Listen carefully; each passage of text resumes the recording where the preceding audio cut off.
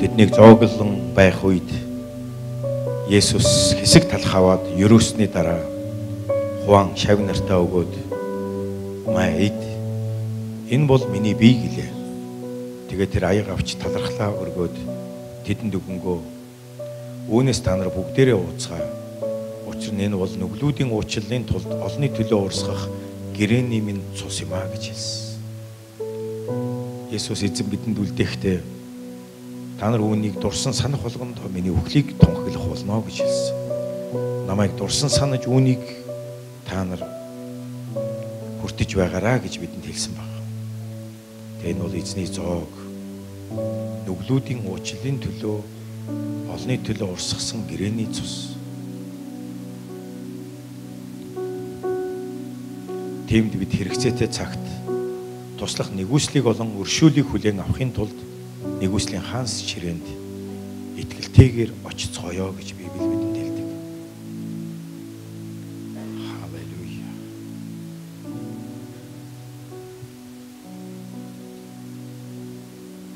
Мөн Библи бидэнд уриалгахдаа иймд ах дүү нараа бидэнд Есүсийн цусаар өөрийн махан бие болох хөшгөөр дамжуулан түүний нээсэн шин амьд замаар ариун газарт нэвтрэн орох итгэл байгаа тул мөн бидэнд Бурхны гэрдэх агуу тахилж байгаа тул бузар мэс чанараас цэвэрлэгдэхийн тулд өөрсдийн зүрхэндээ цацуулж бие ариун усаар угаалган үнэн зүрхээрээ ойртон очицгоё гэж хэлсэн. Эзэн минь, өнөөдөр бид эцэг өвгдөөсөө өвлөн авсан энэ утгагүй бузар мэс чанар, бузар муухай хүмүүжил, ёс зүйг, бурханлаг бус альва энэ алдаа зөрчил гэм нүглээсээ бид маш үнэтэй Христийн цусаар бид золигдсон, угаагдж, уучлагдсан. Бид алт мөнгө бид устдах зүйлсээр биш, харин маш үнэтэй Бурхны хүүгийн ариун цусаар бид золигдсон. Эзэн минь, бид үнэхээр өнөөдөр бузар бус чанараасаа цэвэрлэгдэхийг хүсэж байна. Намайг бид бүгдийг угаагаач. Бузар бус чанараасаа цэвэрлэгдэхийн тулд гэж хэлсэн. Бие ариун усаар угаалган зүрхэндээ цацуулж үнэн зүрхээрээ ойртон очицгоё гэж Библи бидрийг уриалж байна. Өөрсдийн найдварын хүлээн зөвшөөрлөө говьлдгүй бат баримталцгаая. Учир нь амлагч нь итгэмжт билээ гэж Библи хэлж байна. Эзний зог барихад бид нар бас зайлшгүй санах ёстой нэгэн чухал зүйл байгаа.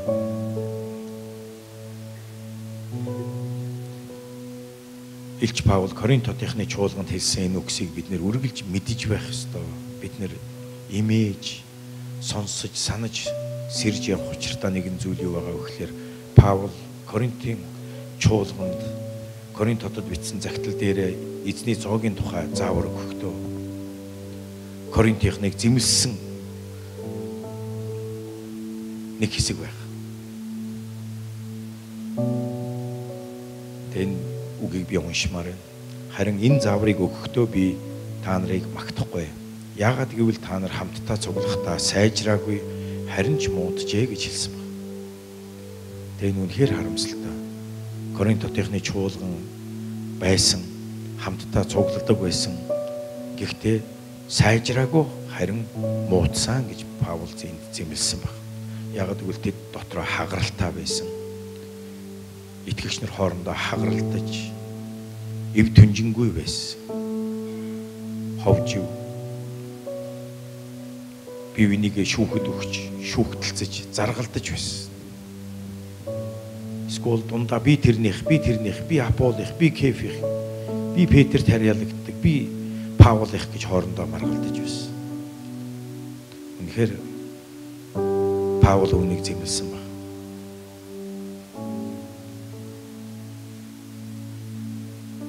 Паул мөн хэлэхдээ та нар хамтдаа цуглахдаа энэ нь эзний зоогийг итгэхийн тулд биш юм а гэж хэлсэн байна. Яагаад гэвэл та нар хүн болгон бие биенээсээ өртдөг.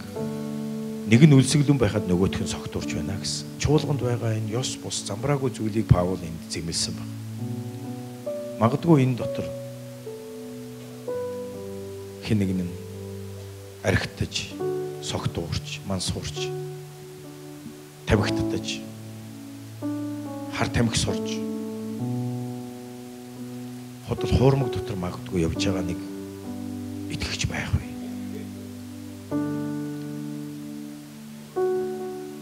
Тэнд хэлсэн Паул үргэлжлүүлэн ярьж байгаа. Та нарт идэж уух гэр орон байдгүй юм уу?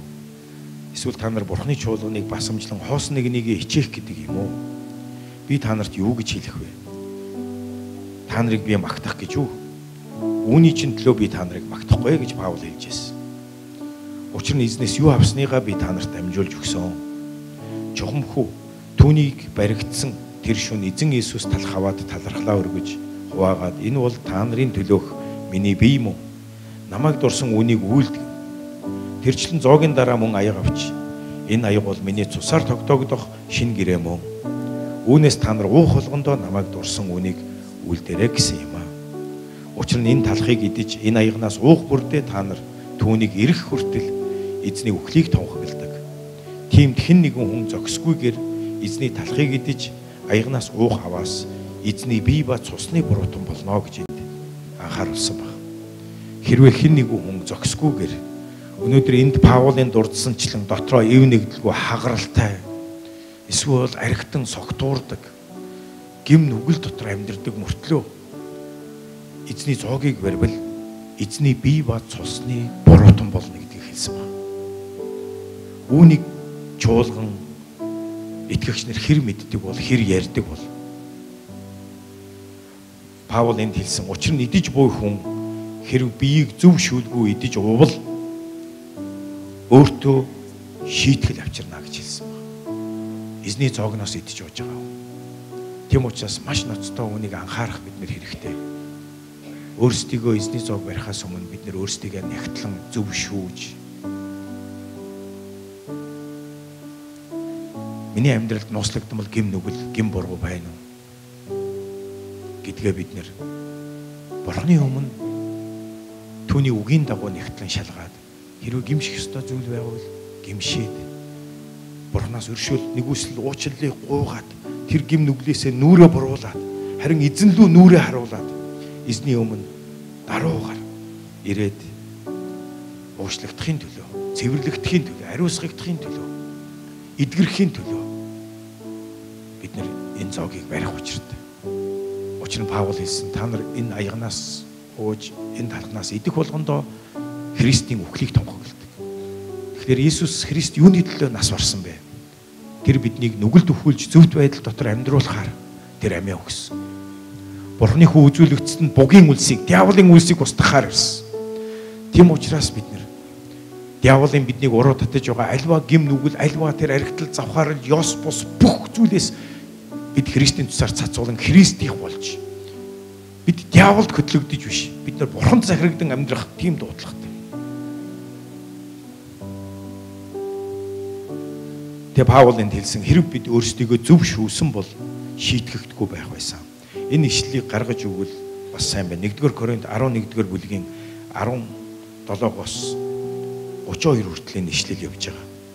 Тэгээ энэ дээр гаргаж өгөөч 1-р Коринт 11-ээс 17-оос 32 хүртэл.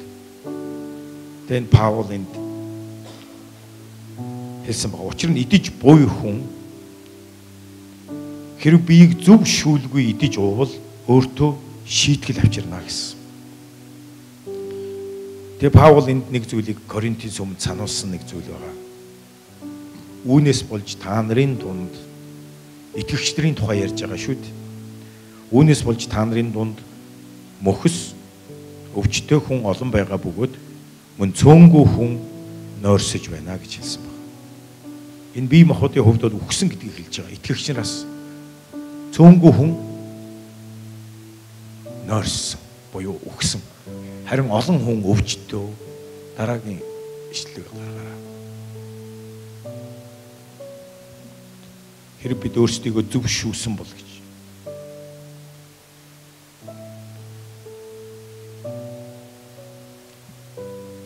хоцрон идэж байгаа хүн биеийг зөв шүүлгүй идэж уул гэдэг тэр ишлэг. Бүгдээр хамтдаа эндээс харъя. Эзний зоогийг барьж байгаа хүн биеийг зөв шүүлгүй, нягтлалгүй идэж уул өөртөө шийтгэл авчирна гэсэн байна. Энэ аимшигтай биш үү тий? Бурхны шийтгэлийг өөртөө авчирна гэж Библи хэлж байгаа. Дараагийн ишлэгийг харъя та. Үүнээс болж гисэн байна. Үүнээс болж гэдэг нь өөрийгөө зөв нягтлж, зөв шүүлгүй, гимшилгүйгээр эзний зоог хүртснээрээ та нарын дунд сул дорой өвчтөө нь олон байгаа бөгөөд нилээд нь нойрсож байна гэсэн. Тэнд итгэгч нар дотор маш олон хүмүүс өвчтөө байсан. Коринтын чуулганд маш олон хүмүүс өвчтөө, сул дорой, маш мөхөс болсон. Гим нүгэл гэдэг зүйл ингэж л хүнийг алдаг. Чуулганыг сул дорой мөхөс болгодог зүйл байгаа. Мөн цөөнгүй итгэгч өгсөн гэж байна. Тэгээ би пастор хүний хувьд би өнгөрсөн одоо 27-8 жил одоо эзэнд итгэж явж байхдаа нэг зүйлийг харсан. Дуулуургүй явж байгаа цагаасаа өмнө залуугаараа үйлчлэлээ дуусгалгүй гүйцэлгүй өгч байгаа би цөөнгүй үйлчлэгчрийг харж байна. Цөөнгүй удирдагчрийг харж байна. Цөөнгүй гишүүдийг харж байна. Эзнэр дуудагдсан, тослогдсон Магдалины үйлчлэгч нар бас залуугаараа яг л хараагдсан хүн шиг л явж байгааг би бас харсан. Мэдээж үхэл болгон тийм биш боловч үхэл болгон өөрийн гэсэн шалтгаантай боловч Коринт хотынхны энэ загтлаас харах юм бол зарим нэг өвчин, зарим нэг дуулуургүй байдал үхэл авчирдаг гэж хэлж байгаа бас сануулж байгаа. Өвчин мөхөс байдлыг авчирдаг гэдгийг сануулж байгаа. Тийм учраас эндээс бид нэр шалгаж шүүх хэрэгтэй. Миний амьдралд ямар нэгэн сул дорой мөхөс байдал, өвчин, ямар нэгэн гайхамшиг байгаа бол энэ нь үнэхээр миний дуулуургүй байдлаас болсон юм болов уу? Эсвэл үнэхээр хаанаас ирсэн бол гэдгийг бид нар зөв шүүж ялгах хэрэгтэй болдог. Бид нар мэдээж залуугаараа ч юм уу одоо цагаасаа өмнө ямар нэгэн байдлаар нас барсан хүн болгоныг энэс гимээс суллаа гэж бодож болохгүй. Гэхдээ бид нар шалгаж үзэх хэрэгтэй. Өөрсдийнхөө хувьд. Бусдыг биш ээ. Өөрсдийгөө хувьд.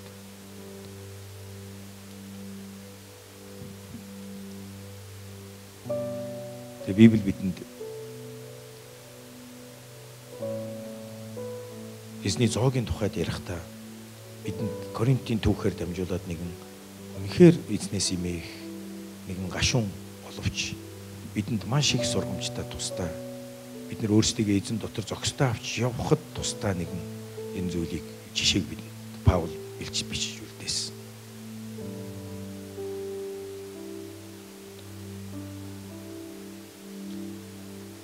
Тэгтээ энд хэлсэн байгаа Паул илж харин бид өөрсдийгөө зөв шүүсэн бол шийтгэхгүй байх байсан юм а гэж хэлж байгаа. Энэ итгэгчдийн тухай ярьж байгаа. Хэрвээ бид нэр зөв шүүсэн бол бид шийтгэхгүй байх байсан. Тэгэхээр бид нар нэг зүйлийг ойлгох хэрэгтэй. Эзэн шийтгэдэж шүү, сахилгажуулдээ шүү дуулуургүй хүмүүсийг. Сафир Ананы хоёрыг яасныг та нар санаж байгаа.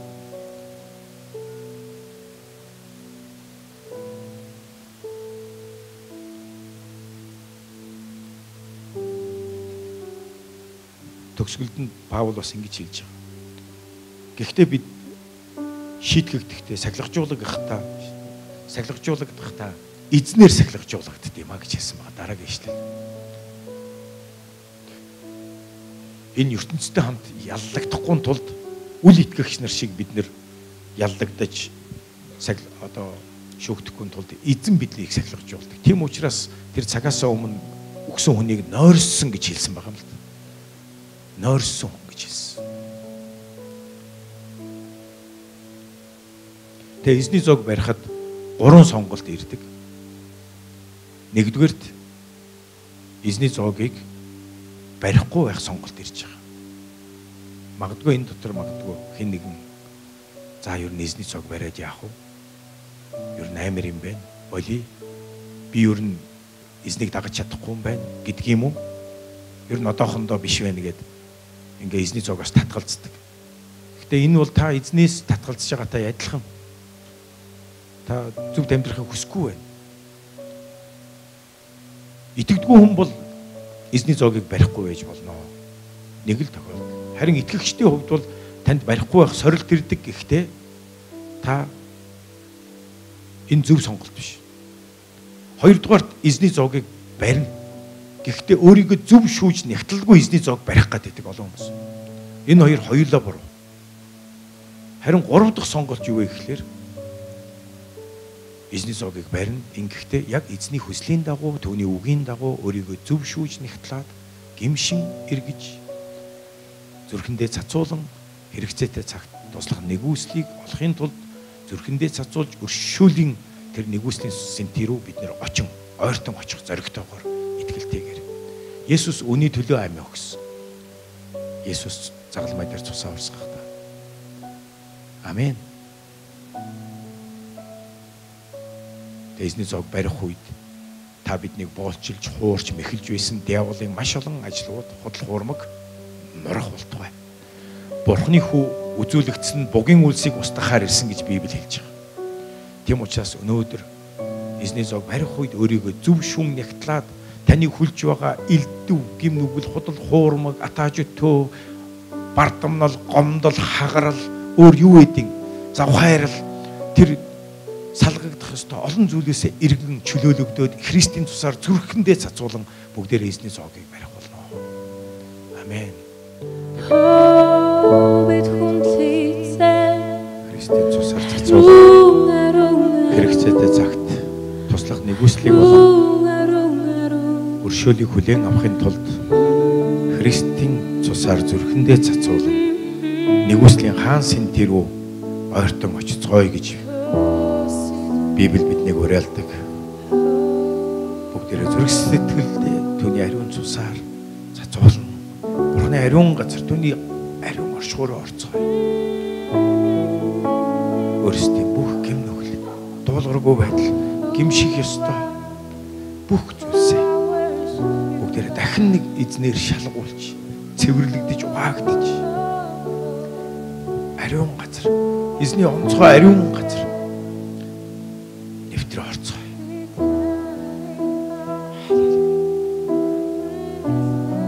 Таны оршихуйд ирж бидний угаагаж, намайг угаагаж, өөрийн ариун хүмүүс, өөрийн чуулганыг угаагаж, биднийг угаагаж өнгөрсөн өдрүүдэд, өнгөрсөн он, өнгөрсөн өдөр хоногуудад эзэн дуулуургүй байсан санаатай, санаандгүй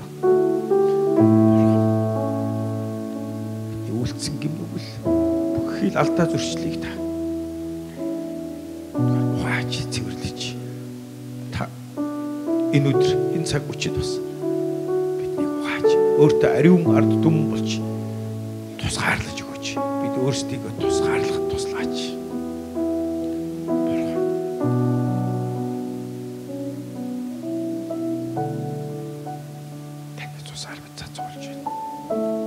Энд байгаа хүмүүс биш.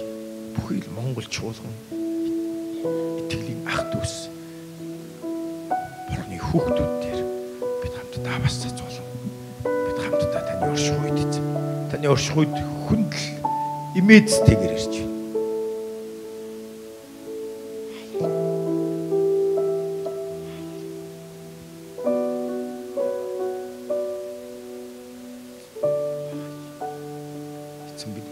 Цэвэр зүрхтэй л амьдрмаар туслаач. Бидний дотор цэвэр зүрхийг бүтээгэж. Эзэн та миний дотор цэвэр зүрхийг бүтээгэж. Цэвэр зүрхийг бүтээгэж.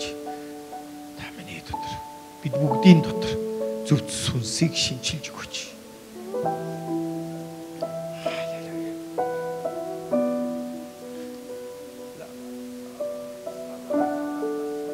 Залбирцгаая. Эзний зүрх сэтгэлээ уудлан нээж гимших ёстой зүйлээр гимшиж, эргэж, чөлөөлөгдөж, ухаагдан шинжлэхдцгээе бүгдээрээ. Эзний ариун луу орцгоё. Ухаагч бүх алдаа зөрчил гэм нүглийг эзэн минь биднийг ухаагч. Бидний дотор цэвэр зүрхийг бүтээгээр. Ариунсаа та бидэнд илчилж өгөөч. эзэнд таалагдахгүй ямар бодол санаа зан чанар хандлага хэл яриа байна. Ямар бузар муухай зуршил байна. Бидний эзний ариун оршихуйд нэвтрэн ороход эзэнтэй хамт алхахад саад болж байгаа. Ямар ёс бус зүйл байна та илчилж өгөөч. Та чөлөөлж өгөөч. Итгэж өгөөч. Амиа хайрлалт сайн өдрүүдийг үзхийг хүсэж байгаа хүн бузар муухайгаас хилээ залмигсын үгсээс уруулаа хорж болиул гэж хэлсэн. Учир нь эзний царай бузар муу үлдэгчдийн эсрэг байдаг.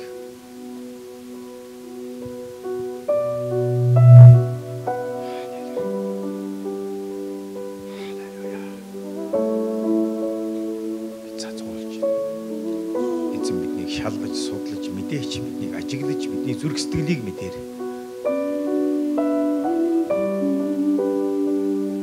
Паул Коринт номон дээр хэрвээ та нар Христийнх юм бол өөрсдийгөө шалга тэгээд батал гэж хэлсэн. Яаков илч хэлэхдээ үлсгүй итгэл бол үхмэл юм гэж хэлсэн.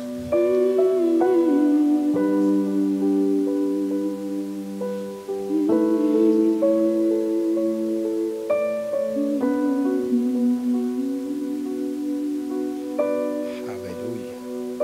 Эзэн бид монголчуулган бид гимшил зохистой үр жимс ургуулахыг хүсэж байна.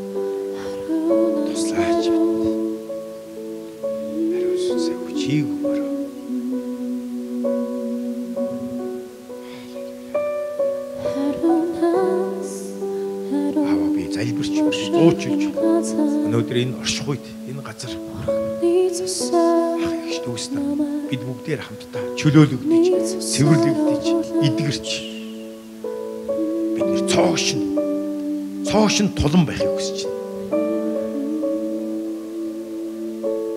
Та биднийг шинжилээч. Бид үнэхээр сэргэлтийг, өөрчлөлтийг харахыг хүсэж байна энэ амьдралд. Халелуя.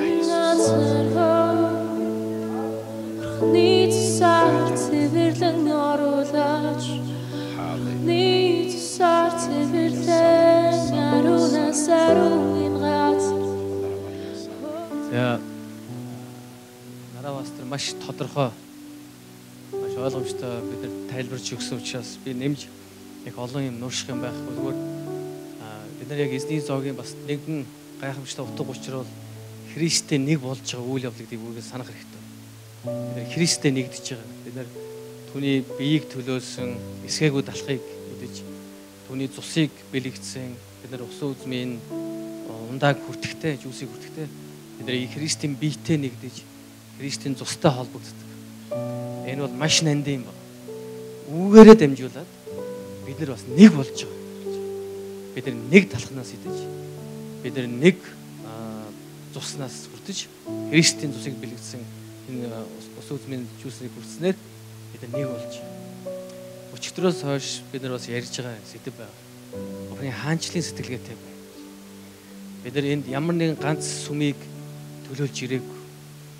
Бид нар зөвхөн ганц сүмийн төлөөч ирээ.